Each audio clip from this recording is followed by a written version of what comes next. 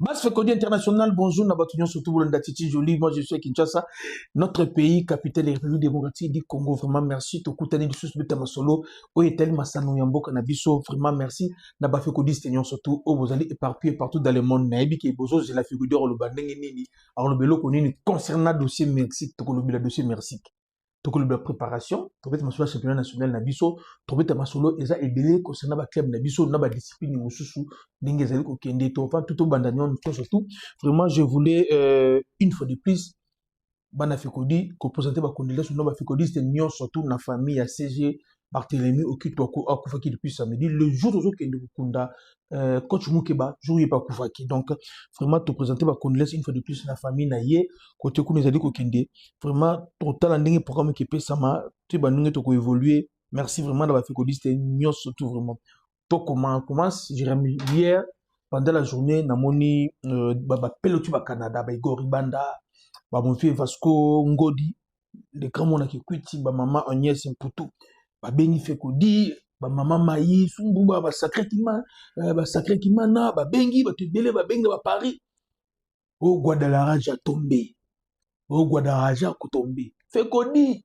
Mexique kuno kité Guadalajara ja tombé na bi ezago maté papa tout l'année la situation oui effectivement depuis hier naza en contact na ba congolais au baza sur place na Mexique également na ba congolais au bazali na Texas et au bazali également na Californie au bazali na Canada na ba New York Washington partout pour la situation de près aux gens les Canadiens au Mexique ils allaient c'est juste El Mocho zali moko ba baro ba cartel la drogue oyo ba bomaki selon les informations c'est DOA je pense bien en DOA unité anti drogue américain des unités moko kota ki kuna ba ina sur l'opération selon les informations na niveau à Mexique il y a les américains ba kenda ki kuna sur l'autorisation et ba mo ba mexicain ba ina sur l'opération parce que bon yo tout bête na ba on a comme on a c'est El Pacho c'est lui qui est à la base de Dogo Nyosu pour Kufaki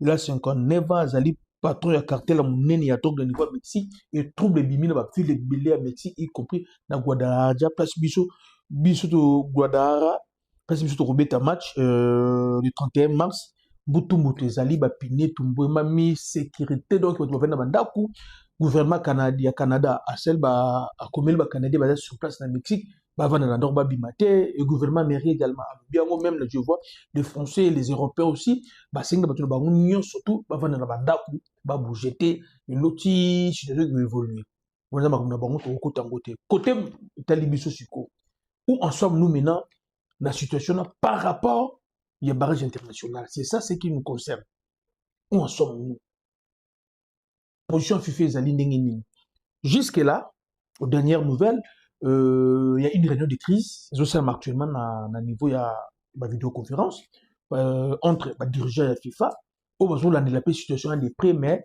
communiqué officiel ezali te qu'on vous trompe pas l'intention ya kodéloger match ezali te bazolandela situation nde biso nyonso tozokolandela on va voir si ça va persister là ils seront obligés de rechanger site et il y aura des sanctions. Les autres disent qu'il y aura des sanctions en Mexique. Là, c'est que nous savons que la FIFA, à travers le président Naye, pour l'andela vraiment de près, pour l'andela de près, évolution, il y a situation ici, il y a insécurité, il niveau il y a Mexique, côté notre souci Ezali, qui m'écoute. D'ailleurs, nous, on va faire quoi? Du poste na tout Ezali, balongola, on va au Canada, à Houston, à Atlanta, à Dallas. Balongo na Mexique parce que Mexique quand on a visa ils a mbutu yom to do bageno ok Mexique ukima papa masu mibididi ko kima kuna bako kanga yo bako za kongo la bible no kongo kuna orezana kolta bako senga famille no 1 million de dollars ko texte ba parole pango kima su na Mexique donc jusque là il y a pas position officielle de la FIFA et ça dans côté ba celle côté amdeto za luba mais ba zo tala ningi zali ko kende jusqu'à ce que comme parce que comme mais qu'on vous trompe pas FIFA s'est prononcé dans le T ça c'est un de deux le gouvernement mexicain au moment où je vous parle armée abimina balabala sûrement bon on a pris américain pour nous maîtriser il y a vraiment donc nous demandons à tous les Congolais je pense dans le Bakango déjà ton solar na ba Congolais bazali na na Washington DC na solo na bango ba betlera le solo mo ya ba image mo El Jazeera o atiaka pona Mexique concernant la insécurité.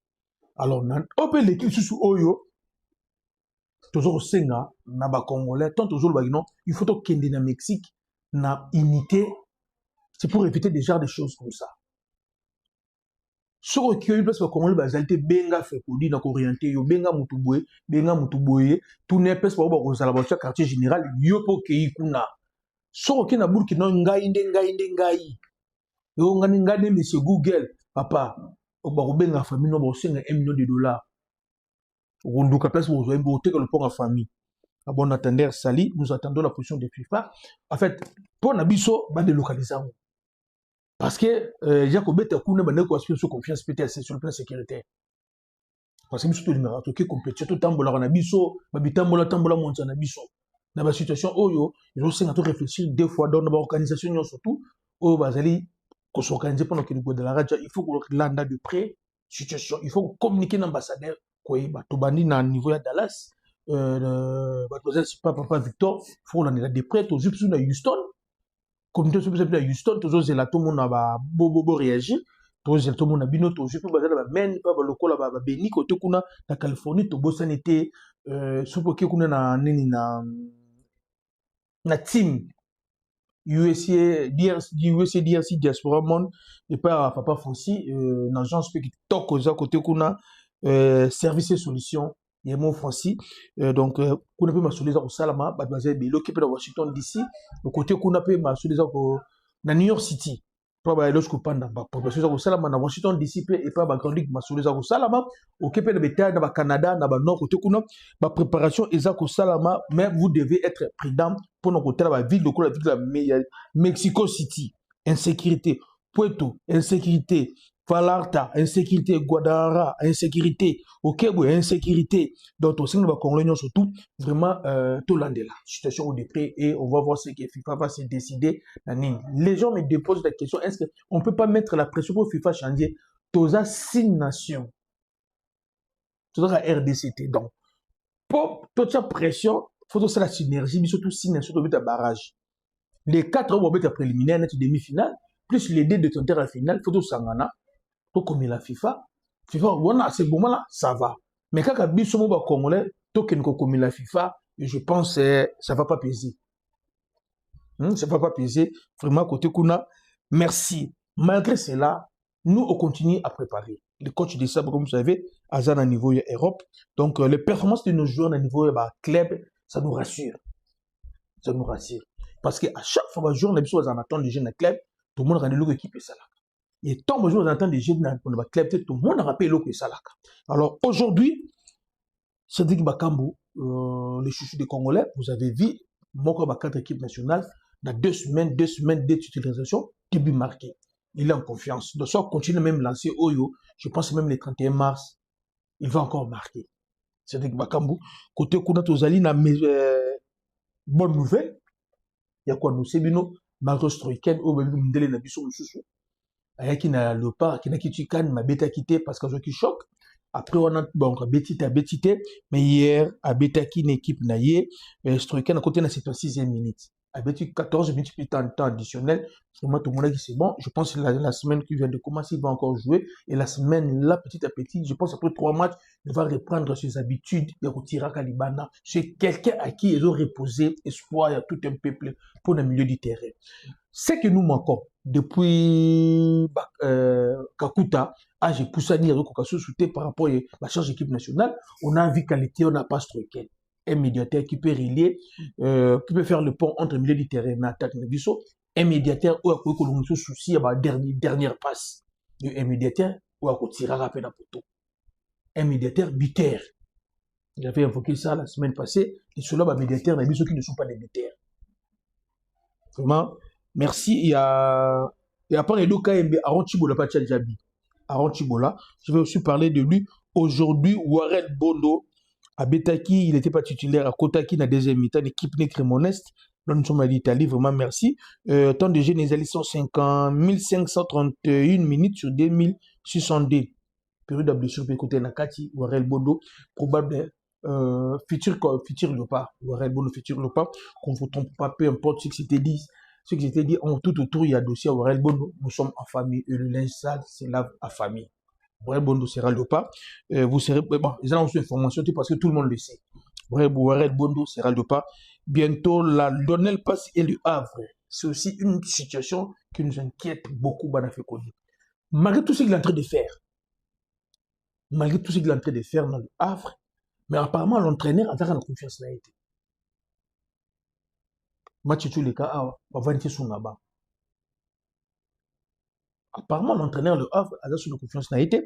Mais ce qui est bon pour nous, il est en train de prendre comment s'attend de jeu naïe et visibilité naïe. Et nous allons voir si ça va donner la consultation championnat à Nezagoya. Si ça va continuer comme ça, je pense qu'il doit quitter le Havre. Il doit aller là où on considère, lorsque tu es le gardien d'équipe nationale, notre équipe ne mérite plus les joueurs, les 11 titulaires basés à la réserviste. Si tu es réserviste dans un club, je pense qu'il ne venait pas qu'on postule comme titulaire dans le départ. Le départ ne peut pas être constitué dans la réserviste. Je pense que c'est un critère au peu de sous il faut quand tu peux mettre la CT. Lorsque tu es réserviste de l'équipe l'équipe nationale ne vient pas nous embrouiller au rôle titulaire. Tel que le cas aussi de Maswaku. Maswaku a Kenan et Ekuna, dans l'ans pour nous remplacer Moutalongwaki et non pour nous remplacer titulaire. Kaya Maswaku. Donc, il y a un côté Kuna. Toke Kuna, Mukawi également, Azalaki, à côté de Azalaki, titulaire, à côté de Kokot, au moins lui, mais Chancel même n'a pas joué. Le dernier match, il y a Lille. C'est une situation qui nous inquiète aussi. C'est clair, d'ailleurs, c'est plus à expliquer. Le club a besoin d'argent, le club a besoin de faire la promotion. Bon, il y a Beta Panaye, qui cherche un Bemba, qui, bon, je sais pas, dans Lille, contre Wassinegi, il y a un avantage pour Némé Boumé, les sous. Il a fait, c'est ça, ma bêtise dans Marseille, où il y a Lille, et après, bon, 25 sous dans Lille, là-bas. Vraiment, Chancel Mbemba, lui, côté Kuna, Dylan Batuboutika, 4e félicitations consécutive dans le club à Sika. Félicitations, on va voir côté Kuna. Oscar Kabouk, 3e titularisation. Hier, il a fait de merveilles dans le championnat suisse. Oscar Kabouk. Un produit pur formé à Lubumbashi, la KFA. Lorsque j'avais dit que non, le football de base, pour qu'il travaille à zéro, et ça juste façon qu'on ça veut dire quoi? Les clubs tels que les Verts Clubs, les Team Pépélé, les Bessangaba, les Foubas dans l'équipe d'âge. Lorsqu'on parle de formation au niveau de base, il faut que le club Wana, sur l'impulsion à Fekoufa, base dans l'équipe d'âge. Pour nous encadrer Kabango. Il faut qu'il va tourner à jeune et bêta maka. Et ça sera régulier. Toujours supervisé par la direction technique nationale. Et d'amener les gens dans ce sens. C'est pas dit que non. Joueur basé non 0-0 va rater ça non je faut qu'il y ait une équipe d'âge on est bête en entité les I15 avec club on va mettre une entité na bango tournons na bango I15 les I15 il y a ça va mettre une entité na bango dengue za la renaissance il faut que nous bas Kabwik lorsqu'on parle joueur local il faut intégrer l'équipe nationale. Et ça va joueur le coup là, Oscar Kabwik. Pourquoi je dis ça? Un joueur formé au Congo, de les bas âges, a confirmé na Congo, a bâti une équipe nationale na Congo, à part qu'il y ait Poto. Si Dieu fait grâce, il va revenir jouer na Congo, na statut professionnel. C'est ça le niveau, il y a des joueurs locaux, au but de la figure de Fataka. Formé na Congo, au sali preuve na Congo, au beti na foot et Pefkingi, au ligue de Katanga, au beti na foot, au beti coupe du Congo. Confirmé, aucune équipe chaîne c'est bon. Au beti une équipe première, tout mon aïe, Abimimboka. Là, c'est un joueur local, au tout sur le niveau. Mais c'est pas dit que non. Au beti à coup na vite, tu as vu comme on a été. Tu joues dans des équipes, tu as vu comme on a été. Mais au moment où on va dire, non, oh, bah, je vais me le pas. Bon, il y a le pas pour bosser le connaît. Ce qui déjà coûte une vite na imana. Na quartier où tu vends dans nano. bayebi te kobetaka na imana bayebi te kobetaka na vita na quartier oyo ovandaka ko bayebi te besoin jouer à Mazembe. Lorsqu'un Poutou jouera à Mazembe, tout le monde savait que Poutou jouera à Mazembe. Lorsque Alain Carré jouera à Mazembe, tout le monde savait qu'Alain Carré jouera à Mazembe. Lorsque Kastuchou jouera à Mazembe, je vous le dis, tout Qatar pour sur Retel, ça le savait. Maintenant, toi, tu joues à Mazembe, tu te mets dans Mazembe. Mais tu veux qu'il y ait même une équipe nationale. Ah bon, ma fatia pas beaucoup. Oscar Kaouk, félicitations. Il faut qu'on souligne le mot. Ah, ça, la pré-saison, t'es une équipe à Zobet en Suisse. Ah, ça, la pré-saison, t'es. Ah, il faut intégrer l'équipe à Batou. Mais intégration à Simbi. Félicitations. Ce sont déjà des joueurs. Il faut soutenir pour la promotion à football et qu'il y ait Liboso. Oscar Kaboui qui ressemble à côté Kuna, les alliés Métine aussi, également à côté de la 58e minute, à côté qui Rocky Bouchiri, rien à dire. Je me pose la question, est-ce qu'on peut aujourd'hui nous tous prendre le temps de suivre 2-3 matchs à Rocky Bouchiri, une équipe naïe, et après nous porter jugement sur Rocky Bouchiri, l'équipe nationale. J'ai l'impression que Batouna va jouer vraiment et Bela Kota la yété, mais va jouer on était Bela ko jugé. Vous entendez Rocky Bouchiri, Noah Sadiki. Qu'est-ce qu'on peut dire encore de Noah Sadiki? Si ce n'est qu'on peut dire Noah Sadiki, Pouloulou, passeur décisif le match de Bango sur Batu Betawa, et Sende, il a réussi son tout premier match à niveau ya Suisse, vraiment. Félicitations, naïe, bonne nouvelle quand même, tout ça, Nango. Bana Fekodi, plusieurs joueurs, plusieurs binationaux ont accepté de venir jouer pour le Congo. Sauf qu'ils ont dit oui, n'a pas voix aux alliés non officiels. Baza Ebele. Et ça Ebele, si vous demandez, même il n'a pas joué au Baza Naliupa ou au Betalo Naliupa, ils vont vous dire que non, Master Nangana Abi, au Betalo Naliupa. Surtout, petit Nangawana, Abi au Betalo Naliupa. Beaucoup de joueurs font les portes pour mettre l'équipe nationale. Les binationaux, Baza Ebele. On peut les répertorier aujourd'hui au nombre de 11. Mais ils ont dit oui, n'a pas voix qui ne sont pas officiels. Ils ont vu l'engouement. L'équipe de ce niveau comme Eli, Mamoni sentiment à Varese Zamboka, Batali Mamoni Okendele Bamoni, parce que qu'on se dise quand même la vérité, il y a un travail de fond où il y a une équipe nationale. Et la communication tout autour de l'équipe nationale. Ils ont comporté des fruits, bien qu'ils toujours comme Mobile sur Bissomoko, le coup où il y a l'exclusivité. La communication tout autour de l'équipe nationale est comme comporter des fruits. Donc, on s'est noté. Et comme vraiment comporter des fruits. Et beaucoup de joueurs sont séduits. Pour votre information, vous savez, il y a combien de binationaux au Kinshasa? Je regrette parce que moi, dans le site sur lequel on reprend Gilles, côté cimetière, moi, na gauche, il y a beaucoup de binationaux. Notre terrain, mais on va réclamer ça va créer des problèmes.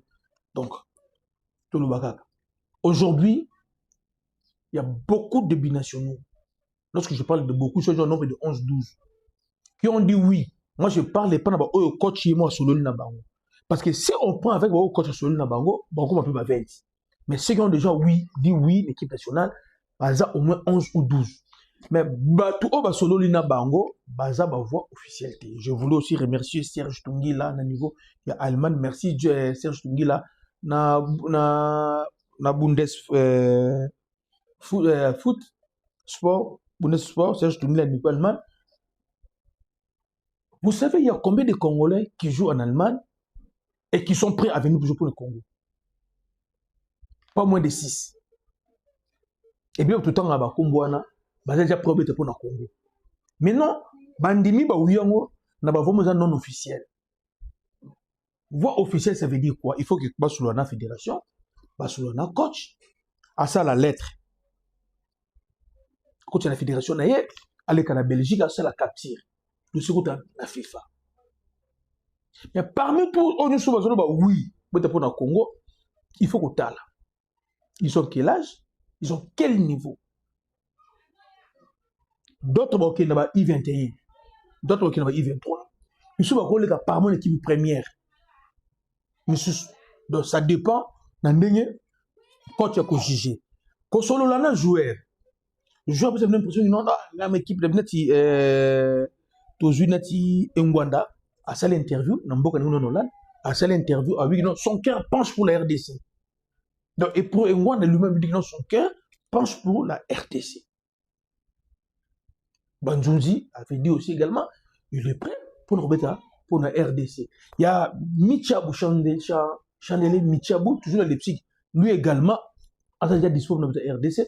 Surtout qu'en Allemagne, il y a 5 ou 6 joueurs également, prêts pour la RDC. Mais jusque-là, la fédération n'a pas contacté Bango. Cela ne veut pas dire que la fédération a boyi Bango. Non. Le problème, c'est quoi?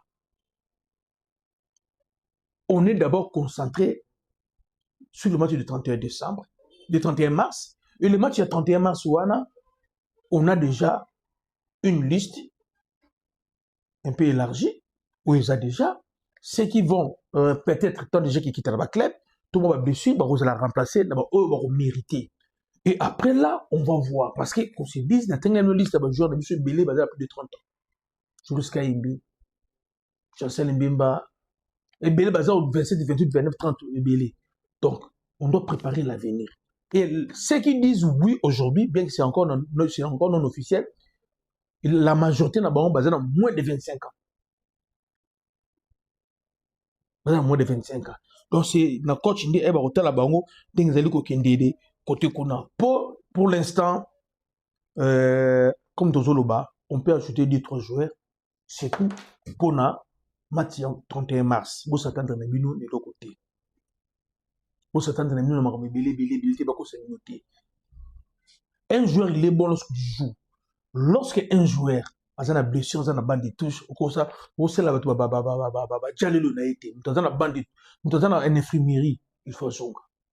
Qui ne sait pas où les Kambois est bon aussi.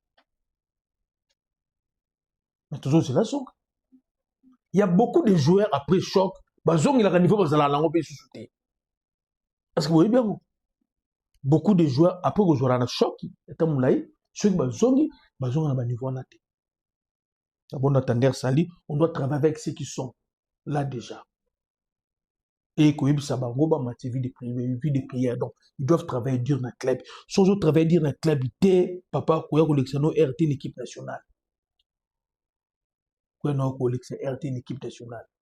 Parce que match entre gagnants, il y a Nouvelle-Calédonie, et Jamaïque, et ça match à facilité. Si ce sont deux équipes, basées dans un style de jeu Zali différent. Côté Jamaïque, c'est plus le football anglais. Côté Calédonie, c'est le football français. Donc, c'est à nous, je rejoins tant. Donc, on peut la bande de bêta pour qu'on prépare l'équipe. Là, on a yébika pour être au final. Hein? Quand on joue, attends, tu joues Jamaïque. Hein? Je ne vais pas me la dire. Pour soi, je vais me la dire.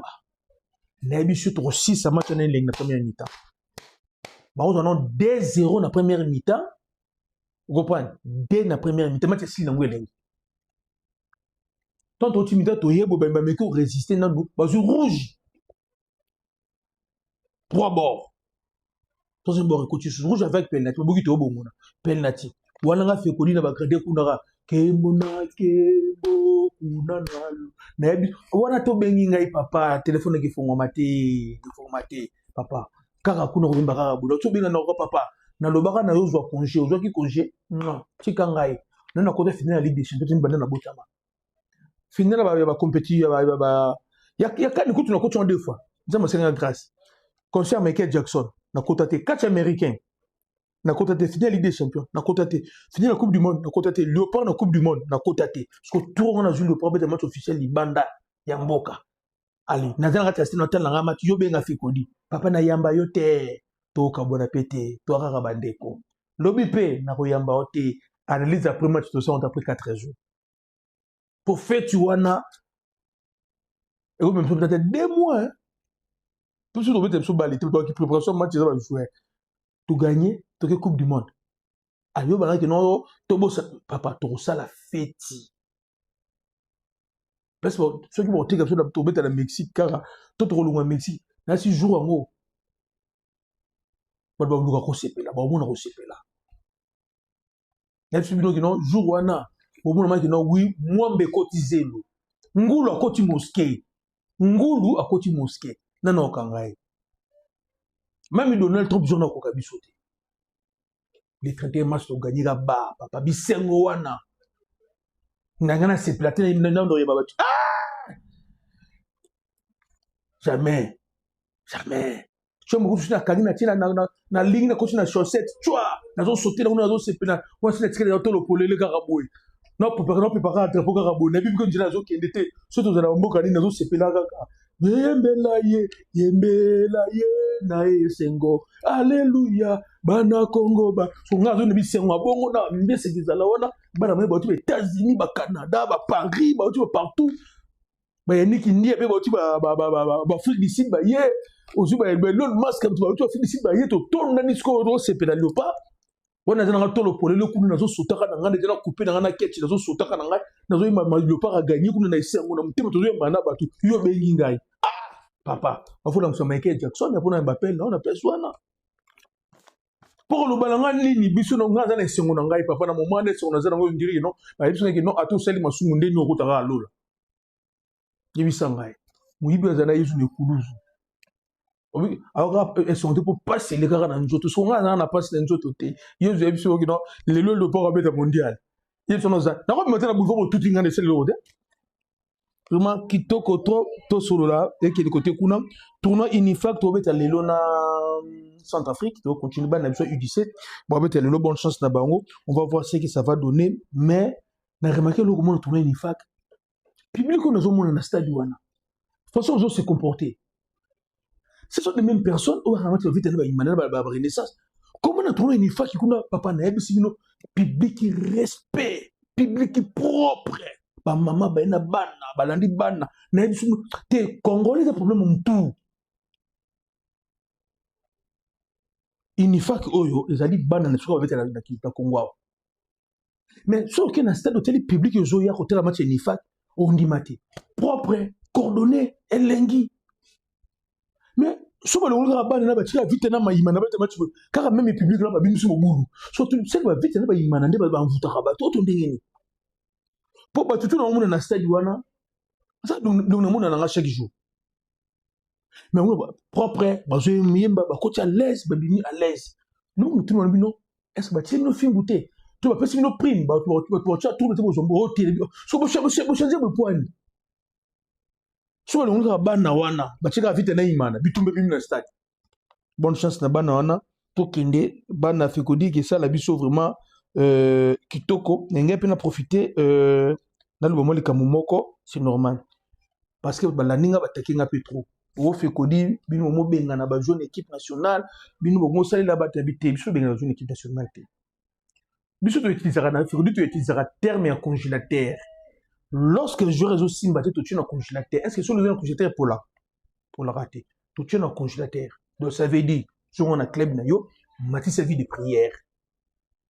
Mati sa vie de prière, ton vie de prière qui est ton chauffeur au zonga, ton damion, au zonga na terrain. Dans le bien on a Aaron Chibola. Mana Fekodi, la posé question à Fekodi Seigneur Soto. Souvenir ni ne qui toko zalaka na Aaron Chibola, l'équipe nationale. Aaron Chibola a signé dans le championnat Écosse, dans Kilmarnock, FC Kilmarnock a signé une première division dans le championnat Écosse, Scottish Premiership, championnat Écosse, à côté Kuna. Donc 4 matchs, il a joué déjà, depuis comme Kuna, 4 matchs, il a joué 4 matchs sur 4 matchs. Aaron Chibola, c'est samedi, à Robert sur le match 16h de Kinshasa, je vous invite d'aller suivre Aaron Chibola là-bas. Botalaï. Pour arriver à l'équipe nationale, il faut passer par 2 clubs. Et dans il faut attendre des jeux, aux un volume de jeux. Aaron Chibola commence à donner l'espoir. Il y a un match à Liboso à Béta dans le stade des Martyrs. Il y a un match à Bétaka contre Gabon. On va tirer bien un coup de tête. Nasu qu'on a aussi nous quelques vidéos dans le monde. Comment il récupère les balles intelligemment, comment il a aidé l'équipe et s'organiser. Vraiment, ce qui continue là où Aranchibola, je pense, coach, de toute façon, coach a vu dessus Aranchibola, notre sous la vidéo n'est bon, mais je pose la question à tout le monde. Aranchibola, match Nino, c'est pas là, n'a souvenir au Gardaya, Aranchibola, passage d'un départ. Vraiment, merci na Aranchibola, toki no côté kuna, bana fekodi tozungi sous un dossier organisation football na RDC. Ici, nous sommes na Kassai Central. Dans le territoire, il y a Dibelenge. Kassai Central, territoire, il y a Dibelenge. C'était il y a Lukibu, dans le village Bena Timpodi. Ah, on a secteur Oyo. Il y a Lukibu, Tozali na Kassai Central. Ah, on a Dibelenge. Na Dibelenge, papa, Bande Konomsu Avani, ils ont créé 13 équipes. Babetara chaque année tournoi championnat. Mais bazana attentité. Attente ça la kunati. Nous sommes au Congo. Na Kassai Central. Bataka na ngabembe mnolo balo tampujimai. Na Dibelenge. Ils ont 13 équipes. Chaque année babetara tournoi na bango. Mais ça reconnu na Fekofa ni na ligue provinciale na bango. Bazana attentité. Bazana cercle petit. Parmi les 13 équipes que moi j'ai retenues là-bas, tout ça na Saint-Paul, tout ça na Tchad Sport, Zambie Sport, Kubala Sport, Chisabakoto, Tekana Sport, tout ça na Saint-Jean, tout ça na Kano Sport, tout ça na Dikimon Sport, oui, il n'y a pas de souci, tout ça na Milenga Pembe, Mananga Sport, 13 équipes na Dibelenge. Nous sommes à Dibelenge, je peux essayer Ibrahim Bote Kotukuna, na Dibelenge, l'équipe est Betaka, Balé, mais champion officiel les a raté, bah ça même pas reconnu la Ligue Nabango. Alors pourquoi ça l'a reconnu la Ligue Nabango? Vous savez qu'il y a 100 coupes, championnat les a raté, na 100 courous. Championnat les a raté, na 100 courous.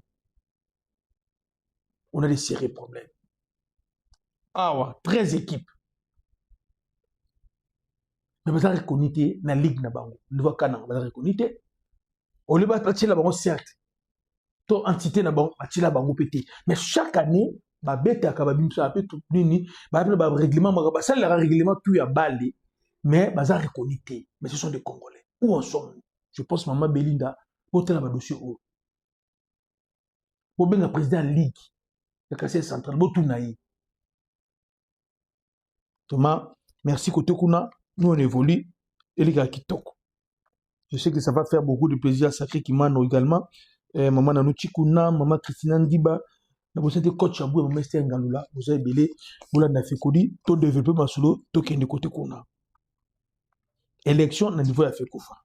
Bada fait codi. Élection n'a fait Kofa. Date Bimi, élection aura lieu le 11 avril 2026. Élection n'a fait Kofa. Qui sont les candidats? Est-ce que la FECOFA a l'argent d'organiser l'élection? Question marque. Qui sont des candidats? Vous avez l'impression d'organiser l'élection. Mais nani va être candidat à l'élection? On veut se revoir des élections. Tout le monde veut.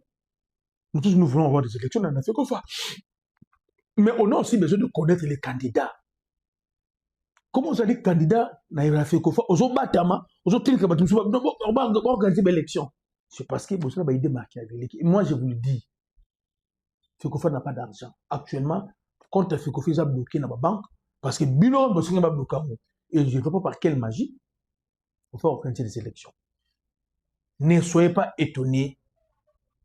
Surtout comme le 11 avril, l'élection c'est la nouveauté. Je sais. Vous êtes précipité pour la Coupe du Monde. Vous êtes précipité pour la Coupe du Monde. Vous êtes en main à verre. Allez d'abord commencer par négocier la formule compte à FECOFA. Là, on peut organiser des élections. On peut organiser des élections. On va voir ce que ça va donner. 2 CMP, Banaya Dora. Vraiment, merci. Je loue l'initiative. il y a aussi la collecte pour Imana, mais après 2 jours, moi, même pas $2000, ça reste à désirer. Après 2 jours, 34 personnes vont contribuer, bon, même pas $2000. Banani va contribuer. Alors, il faut le cas. Si par voie électronique là-bas, ça ne marche pas, vous le numéro M-Pesa, Orange Money, Airtel Money, Free Money, vous payez ça, bon. Parce que dans le système, apparemment, ça complique les gens pour nous contribuer. Mais je voulais aussi dire aux Imaniens, Banadora, le mois est venu de comprendre qui est Imanien et qui est politicien. Dans mon besoin, on va Vitel Kamere, Chantini Ngobila, Otangi ba Gilo Nomboyo, Otangi ba Jibempiana, peut-être papa. Il y a beaucoup de gens qui approchent nos clubs pour des intérêts personnels. Pour notre aura na politique, pour notre aura na commerce. En réalité, ils sont pas. Parce que dans le moment où la situation est comme l'Imana, il faut faire recours aux Imaniens et non les Derrickmen. La différence entre Imaniens et Derrickmen, Derrickmen roulent comme dans la Renaissance. Comme dans les aigles du Congo, ce sont les Derrickmen. Les Imaniens Matiti Mabé, Bazalaraka Kaba Imaniens. Vous comprenez? Le 22 février 1936, lorsqu'on avait créé DCM, Imana Matiti Mabé. Et Bandar na koumi Bandaki Imana Matiti Mabé, Batuwana ba Imaniens wana, Batikala la bango jamais kolungwa Imana.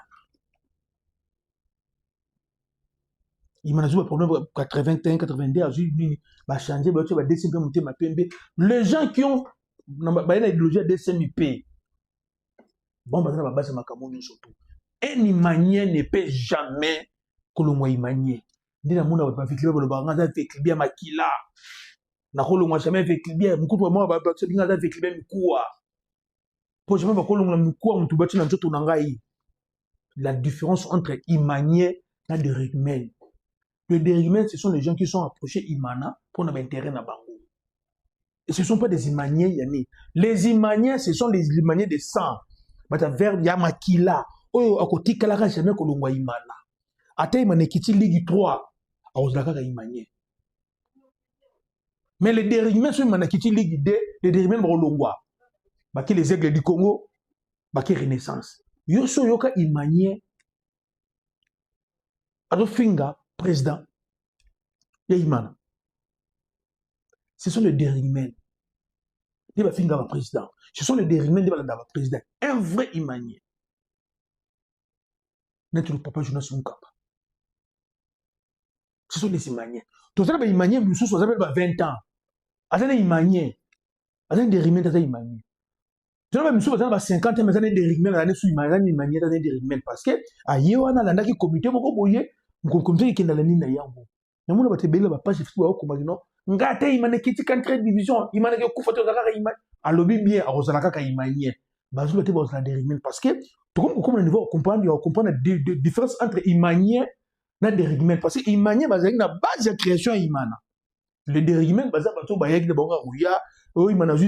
l'équipe. Ce sont les bateaux hollandais, c'est la base de trouble. Netingandi azabu, ngandi azaramabu. Papa. Bisous papa Kengo. Toute cette équipe ne sont de comme ça. Toute cette équipe ne sont pas papa Kengo. Papa Mbosso. Tout le monde fait l'idée. Tout le monde Imanien. Nandingini.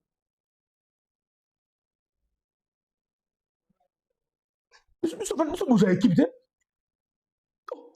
Bisous notre zabo et tout. Bisous papa Kengo. Papa Mbosso. Bedo mokolo wa pombo.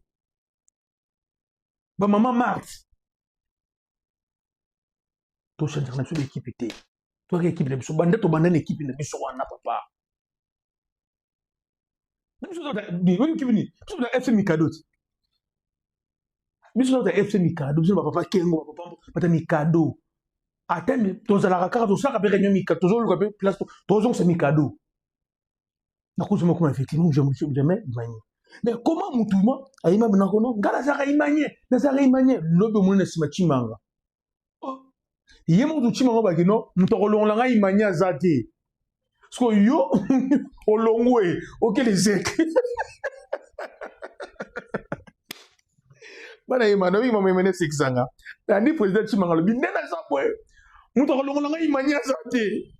Muto kolongo imanya azate. Mais yo siko kolongo imana, ok les aigles.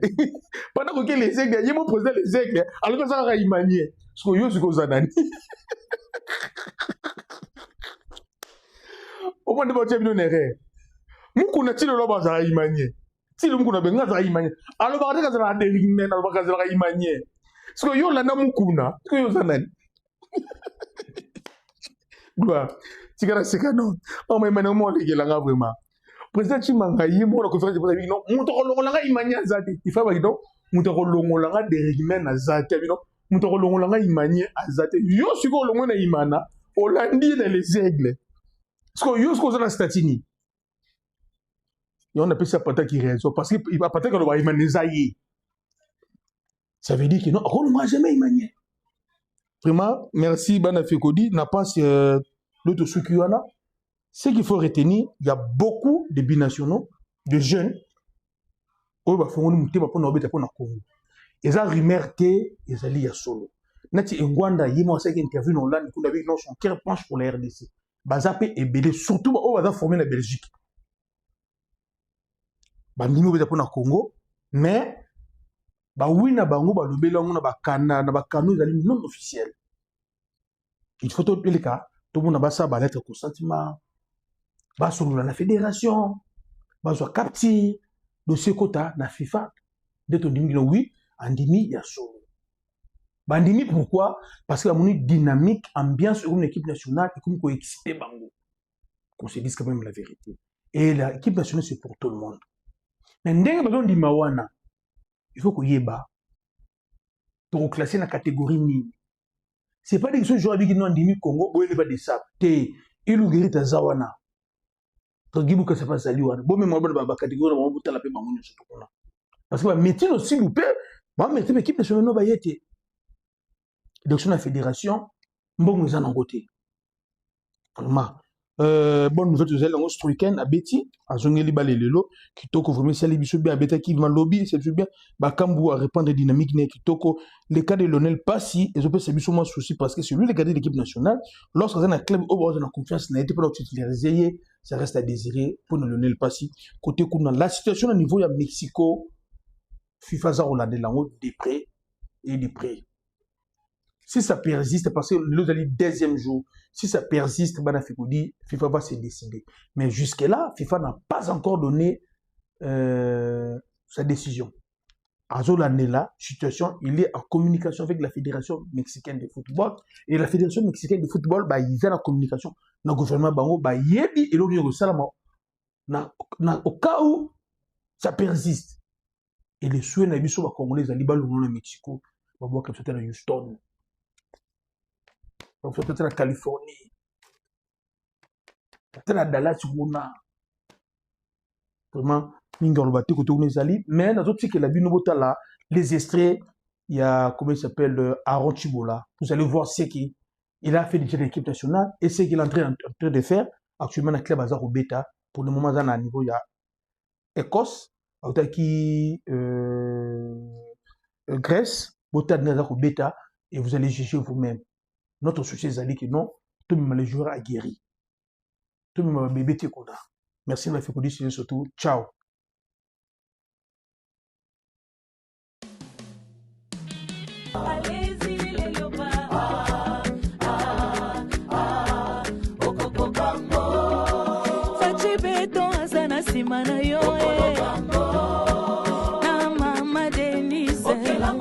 La première dame.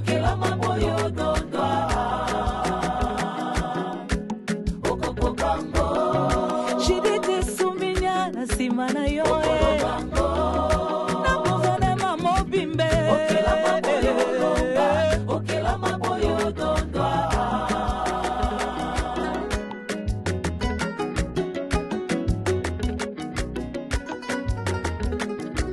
allez-y les loba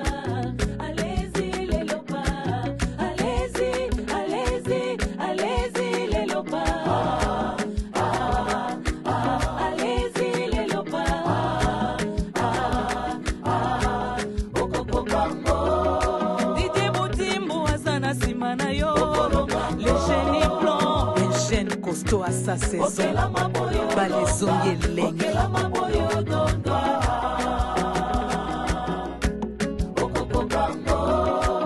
time USA na nsima na yo na Franci Muteba service et solution. Nous c'est la team USA DRC avec le capitaine Papi Kalengula, conçu pour le soutien de nos léopards à la Coupe du Monde, commençant par le match de la qualification au Mexique. Faites-vous enregistrer par les numéros qui affichés pour partir ensemble soutenir notre équipe.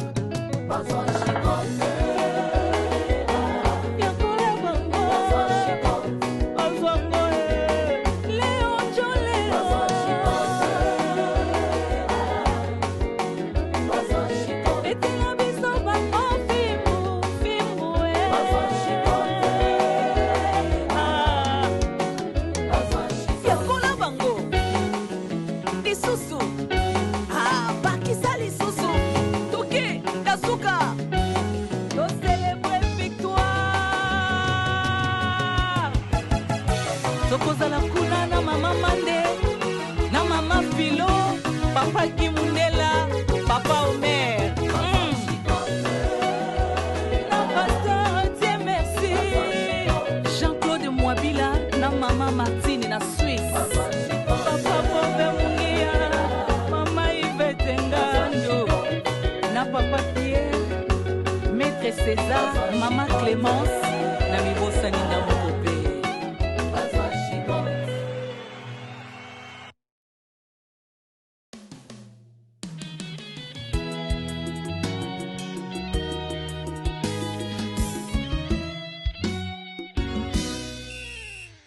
Nyonso na sima ya yopa mabolongo eza na se ya mbaloyo tolingi pe Kongo esepela biso nyonso na sima ya yopa elike pai na Nzambe ya mbaloyo tolingi pe Kongo esepela.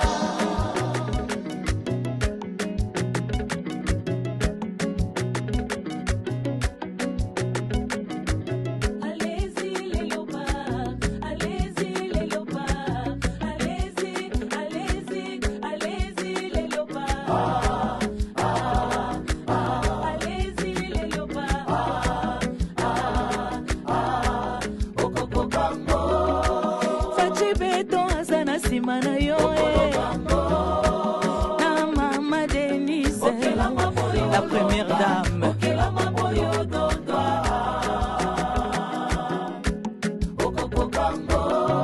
J'ai des souvenirs na simana yo na gouvernement mobimbe.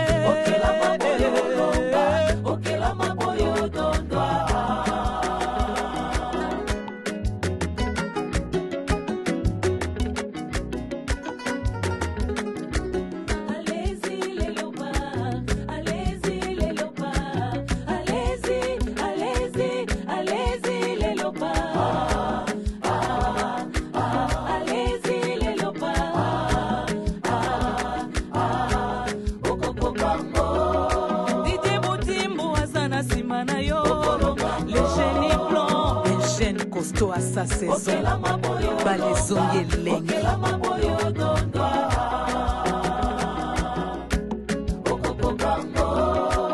Time USA na nsima na yo na Franci Muteba service et solution.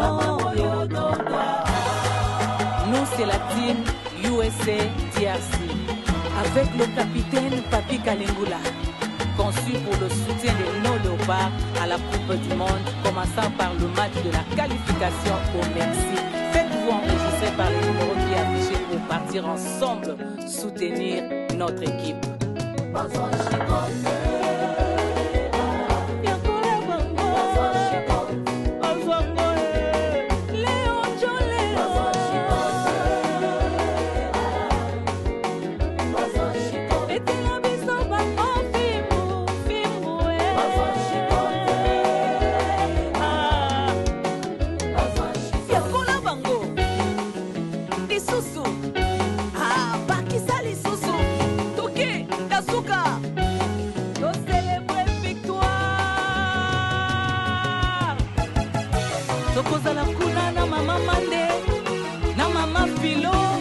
Paki